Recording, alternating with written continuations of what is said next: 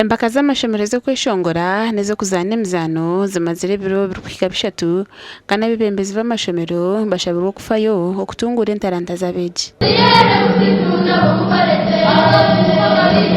Ekintu ekindebire abashomesa bakozera umurimo murungi munonga information y'abana bari kupresentinga omu byeshongoro no mu mizano ekwatirine n'obuhangwa ekwatirine no kuhinga n'ebibira no kushishensi n'ebintu by'amaani munonga.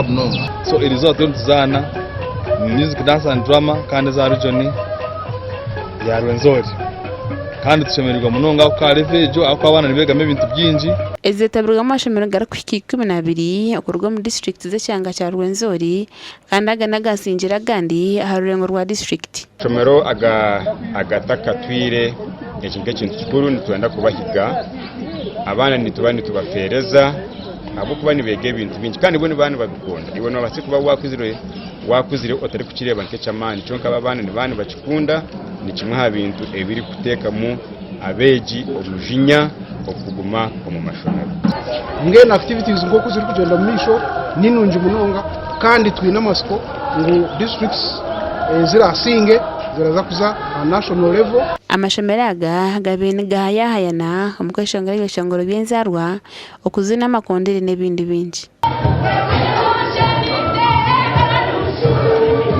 Amashomero agarabireho nagaza kujwekera ekyanga cya Rwenzori omu mpaka z'ihanga lyona eziri kuza kuba nizihindura mu district ya Mbari. Gashekwa Anthony Twine.